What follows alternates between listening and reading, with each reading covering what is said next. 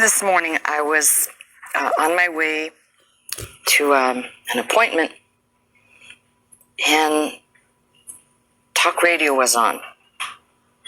I can't tell you who was. It was probably, well, I'm going to say I probably think I know who it is, but I can't say for sure. Christian popular voice on the radio. And actually there were two, and they were having a discussion, and the discussion was on the decline of Christianity and church attendance and so forth in America. And they were giving the reasons. And I think I've listened to this individual before. You know, sometimes I turn on the radio. I could not have disagreed more with what they were saying. The gist of what was being said is the reason why people are coming to the church less and less, corporately, the church as a whole, is that pastors are not instructing people on how to deal with current events. And my first reaction to that is, I'm sorry. And by the way, this individual was criticizing how some parts of the church have taken up their social justice warriors and whatnot, and social injustices and whatnot. Well, isn't that the same kind of thing as bringing, and I'm not saying that discussing current events, which I may do, because this is going to be a slumgullion of things I'm going to talk about, but I'm really not sure that, and this individual making this statement, kind of, I listened and I thought, that could be the furthest thing from the truth. If somebody is actually teaching the Bible, and the Bible is timeless and doesn't change, and is still, everything that's in here is as applicable as the day it was spoken, as it is today, to handle any situation, why would you incorporate things that are, we'll call them the social flavor of the day? It doesn't resonate with me at all. But that was one of the reasons given for the decline, which is not true at all. And in fact, that got me to thinking, kind of going over the things that I've seen over the years. And if you really look, there's a really big jump. In fact, somebody was saying to me from, I think it was from 1930 to 1960, a certain decline in church and attendance, and then from the 60s up until present time, and it's just been a constant decline. But I think the real, sorry, and you're going to think this is, take it however you want, the real thing that has changed, really that has definitely changed the way people view the church, first and foremost, is technology. Because whereas before the internet, if you wanted answers, I'm talking about before any type of internet search, if you wanted answers, you had to go to the library, right? You had to go somewhere to find the answers. And if you had questions about religion or faith or God, you went to church. So there has been, I think, a probably even greater decline since the advent of the internet, because people are no longer, they no longer have to displace themselves to find information, which is a double-edged sword. That's one side. The other side has much to do with our society and our culture. When we took religious studies out of the school system, when we took prayer away, because we have to be fair to everybody and we have to incorporate everything as an all-inclusive, or everybody's going to be, there's nobody that's going to be left out. And the minute that those things started happening, what replaced it? And you start looking at how curriculums in schools changed. About the same time that prayer and religious studies is being removed, other things being put in its place. And those things that replaced religious studies that at least opened the door, or in some cases maybe closed the door, I don't know, for young minds, now has become just an add-on. And it's not an add-on in school, it's an add-on that, if an individual has been raised in a household of faith, and again, there's no guarantee even there that that child will stay within the faith, but there are many factors. And it's not just because, and we can talk about the Industrial Revolution and progressive education, we can talk about all that and the decline that's been happening since. But I think the biggest decline has been probably, I'm going to say, early 90s. That has been the biggest decline. Because as the internet by mid-90s became accessible, where everybody has the capacity to now log on, people are no longer on a quest to seek out and to search like they were. It's changed everything. Now, the good thing is that people can tune in and find us or any church or any piece of information and be, in some cases, rightly led, or in many cases, you go and look for something and you can be greatly misled. How many of you have gone on the internet looking for something? Let's say, putting aside the subject of faith, you went looking online for something, a remedy for something, or a remedy for something. And you probably found lots of articles that sounded really great. But then you find another article that contradicts that other article. And then there's another article that says something completely different. And now you've got a whole bunch of things in front of you and you're confused. Now, for the person who's got the mind to go and dig in the right places and find, we'll call them the better resources, the more reputable places. If you're looking for something, you're not going to go to, if you're looking for a home remedy, you're probably not going to go to www.420.com. That may be good for something else, but it probably won't help you with what you need, right? So I think you can go and find information, but it can be confusing. Well, imagine when people begin to, those people who are interested or searching on the subject of faith, God, religion, and it's not even like before where people turned on the television and they went to that. They're going to the internet. Television watching is also on the decline because people can watch on demand and get whatever they want, however they want it, whenever they want it. And there begins a very interesting dilemma. Because we are, again, because our nature is to find the easiest way, people who are searching will, by nature, look for the easiest thing, the most plausible, the most acceptable, not the most difficult, not the most researched. Do I have to sit here and, go through hundreds of articles and hours to find on the matter of faith? Most people don't do that. So I think you have a number of problems. And we're now in the place where, I should have shared this with you yesterday, but in one of the articles that I printed out, when asked how many of the less than 50% of Americans that believe in the resurrection of Jesus Christ, only 20% of those, and I may have got this wrong, the question and the answer wrong, but there was only 20% that actually believe in the verity of it all. 20% out of the less than 50%. but then still call themselves Christians. And because there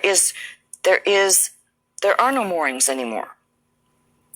So the few places, the few churches, the few even, I'm going to use the D word, denominations that might actually have places where people are attending, and it's not a bunch of funny, weird stuff. But now the masses have been conditioned to find the places where social matters, social justice matters, or social injustice matters are being constantly brought up, and that becomes the topic. I heard somebody say, well, Jesus was a social justice warrior. Really? You might want to have some more 420. That might make you have a better read. No pun intended.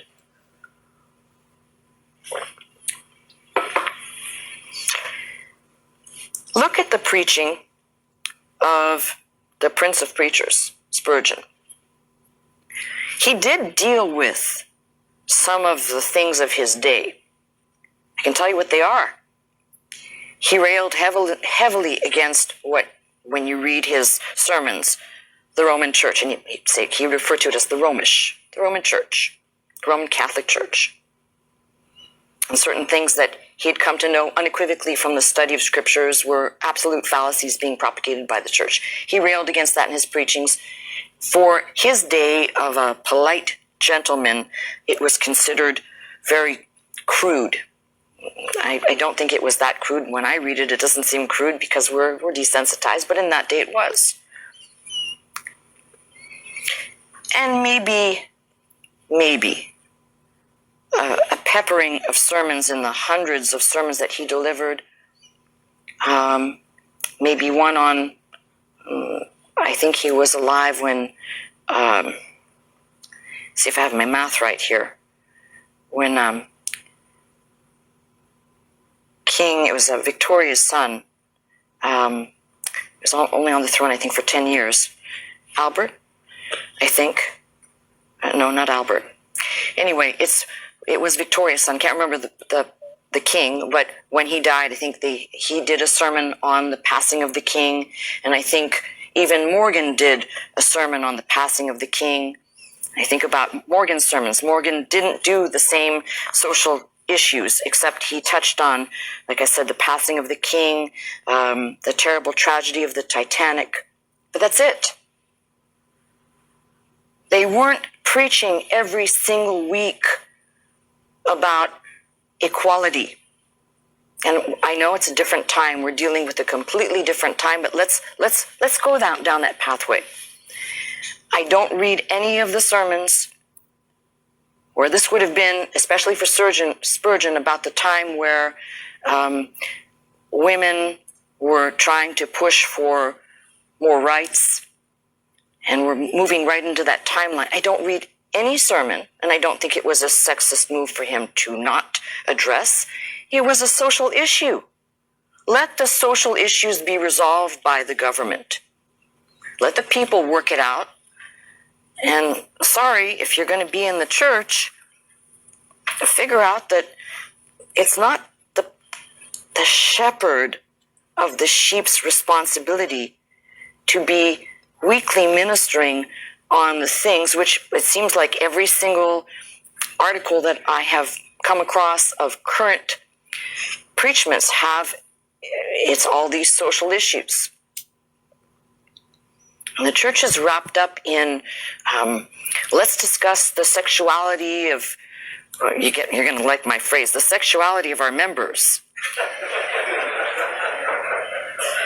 To make sure that, some that were excluded are now included, and some that feel, I'm sorry, you can just solve the problem real quickly. Just quote what Paul said. There is neither Greek nor Jew, male nor female, bond or free, but all are one in Christ. So if you're going to go down some pathway, keep preaching Christ. And you let the people Either they're going to work it out with God or they're going to kill themselves. But this is why the church has gone astray, because constant, I don't know if it's weekly, but it's certainly got to be on a regular basis, touching on these subjects and focusing on these subjects so much leaves very little time for people to learn about God, to hear about God, to hear about the real focus, where our minds should be. Somebody said to me, I think a few weeks ago, how come you haven't addressed the lesbian and gay and queer community? Well, why? We've got gay people in the church. Why? Why should I do that? We've had gay people in the church for a long time. Why? We also have married people in the church, and we have single people in the church. So what should I address every group now? Should we specialize? I don't want to interfere with your life. It's not my business. Well, don't you think that some people are practicing immorality? Well, that from the mouth of that person, and that person, I think, was judging a lot of other people. That person is practicing more immorality than most people. My Bible, there's nothing in the Bible that tells me definitively, people are going to attack me on this, I'm sure, on a lot of the social issues that are brought up. There's one place that Jesus says, judge not. We're not to judge people. You work out your own salvation. You work it out with God and let that individual work it out for themselves. Back to this radio program. I started itemizing in my mind. And I think about all of the conversations I've had with people who have never attended this church, or probably have not watched me, or even watched Dr. Scott. And they're enamored with a particular brand of church, and I use the word brand, not denomination. It's a fashion show for young people. It is definitely a rock show and a concert. Listen, I'm not against fashionable people, and I'm not against good music. Don't get me wrong. But that's the focus, and there is a 20-minute social syrup message delivered. How can anybody grow in Christ? How? If you're not being fed. So there's the decline for you. What's your anchor? And what's the big deal if somebody attending a type of church like that says, I don't feel like going to church Sunday, or they're completely indifferent about it because there's nothing to be gripped by. Now, I could keep going because I think there's a lot more to this than just the things I've said. And I don't think it's a problem that will really be solved because we have become a society of selfies, right? It's me. Any of you on social media get solicited to get the filter so you can take the best selfie? It filters your face so you can look beautiful, and then you can post it for other people to look at. It's a sick society. But it's all about me. Me, me, me. And that society is what the Bible talks about. In the last days, men will be lovers of themselves, more concerned about me, my enrichment, my whatever it is about me than there is no cause outside of myself that is more important than taking care of me. So you've got a whole bunch of these things, and that talk show host was completely wrong in his what he was saying. But it did prompt me to ask a lot of these questions. I've thought about this. Christianity has been on the decline in the UK, And Islam has been on the rise. Can anyone, it's rhetorical, can anyone explain that? If you are in Christ, I'm not saying once saved, always saved. People can fall away. I've seen it all many times. But if you have come to know the truth and been taught the truth of who Jesus Christ is, how could people go from Christianity to Islam? And as I said, the scale has completely tipped. Do you think it has anything to do with what has been coming out of the church and out of the pulpit? Because I do. It has a lot to do with other social factors, which a few I've named, but it also has to do with what's been coming out of the pulpit.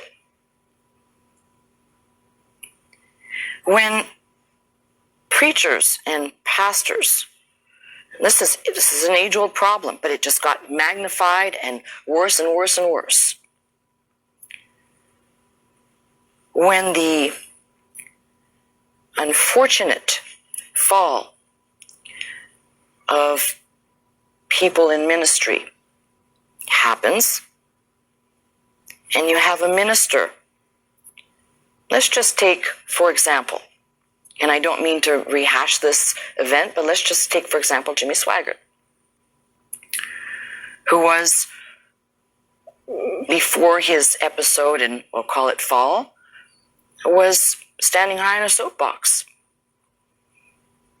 In very eloquent ways, he condemned a plethora of things with the scripture, very convincingly. And no one would have ever suspected, because out of this mouth is coming these words, and it's almost like somebody pointing, constantly pointing. So when he had his fall from grace, a lot of people said, I don't have faith in the church anymore. Did you hear what I just said? They said they don't have faith in the church, but it was a man. Just a human being, just like you, just like me. That's why I said, the minute you put anybody on this special section of exempt from, or can't be tempted, or can't, or doesn't say, I'm a sinner too, you have a problem. You have set yourself up, or you've set that individual up for a terrible fall, because I think we are all buffeted by temptation. And I don't think anybody's immune. I said Jesus is the template for this, being tempted in the wilderness. So why should you or I think, and we're talking about humans, we're all the same.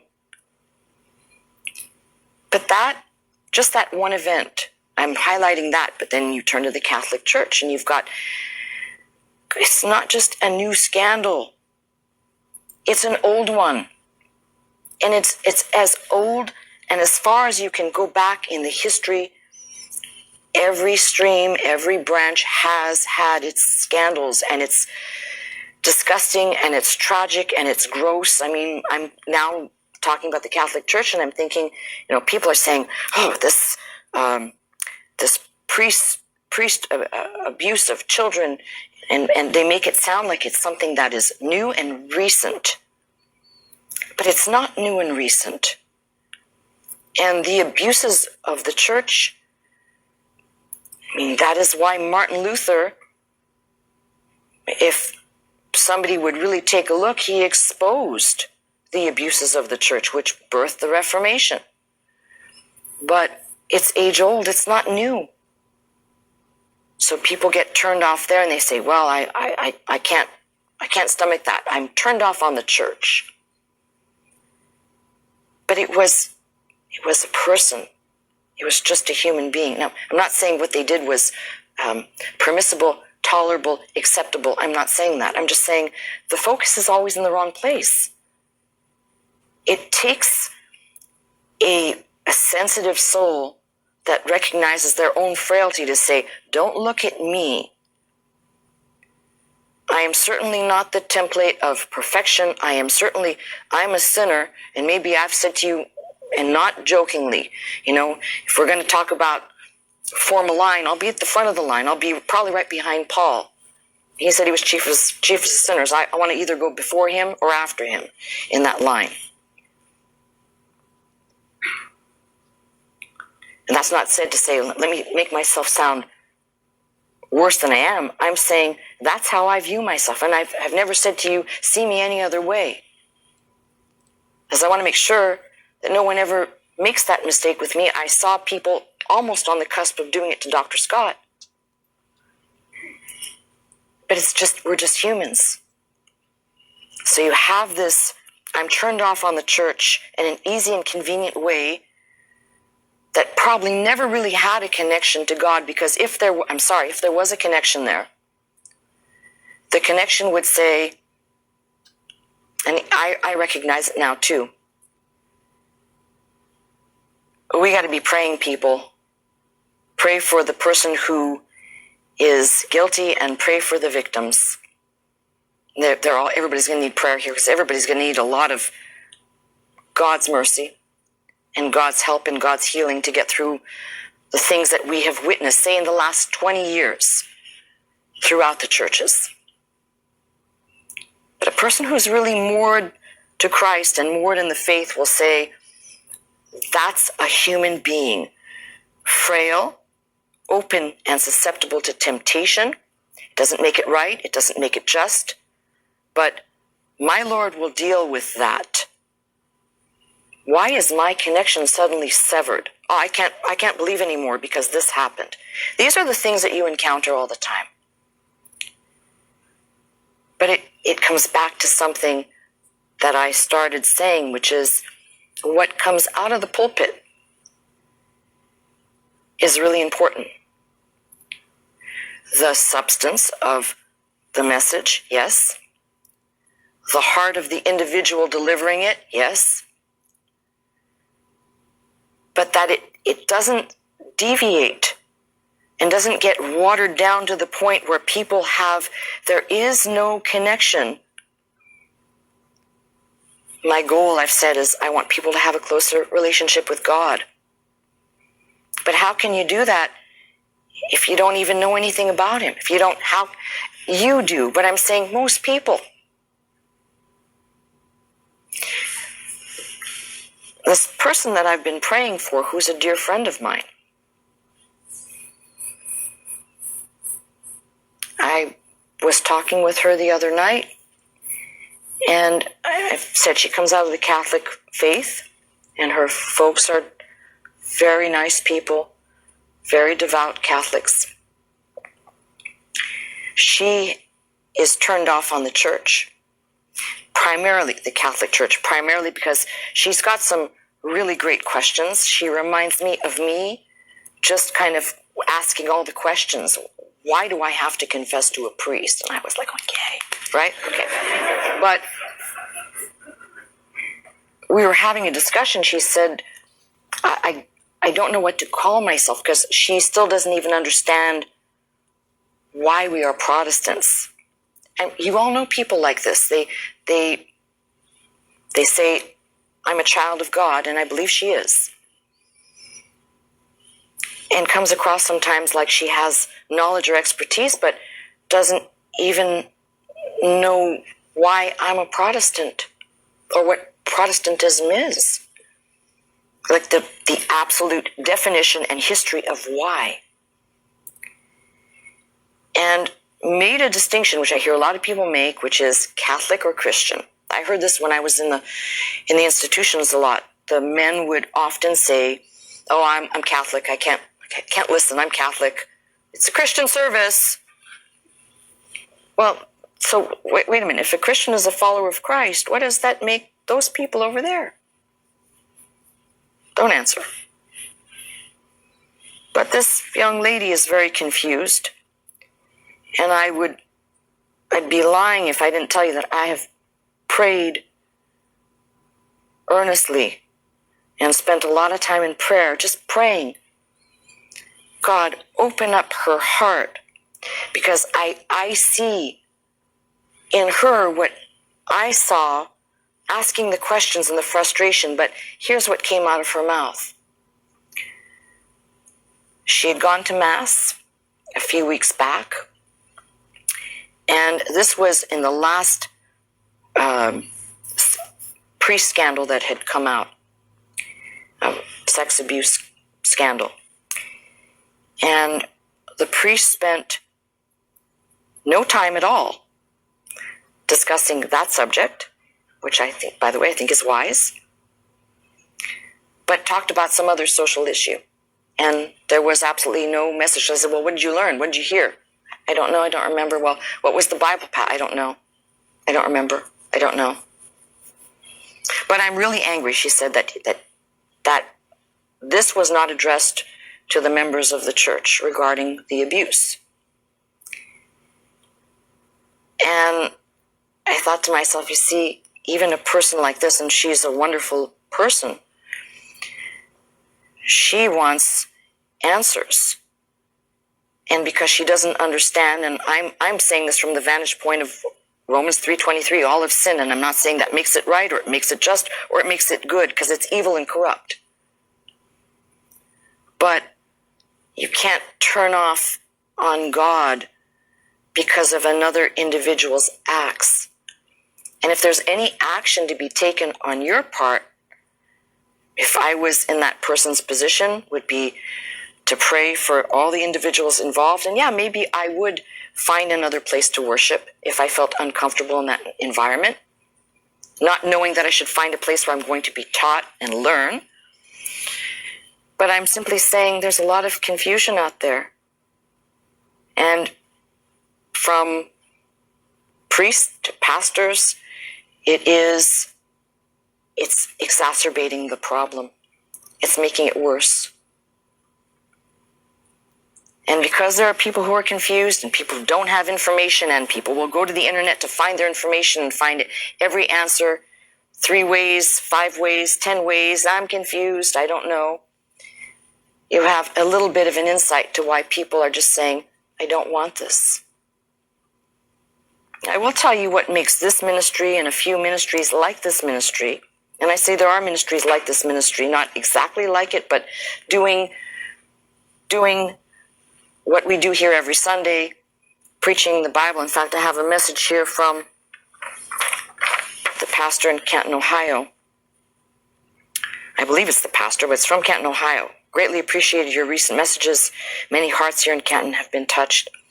And I will say to you from that pulpit, where I know the earnest desire to spread the gospel is there, and there's never a cowering from the subjects, even though it's been shared with me how sometimes people get angry and voice their anger and actually leave because they're displeased with the subject, when in fact the subject is coming out of this book, which means you're displeased with God and His Word. You're not displeased with me.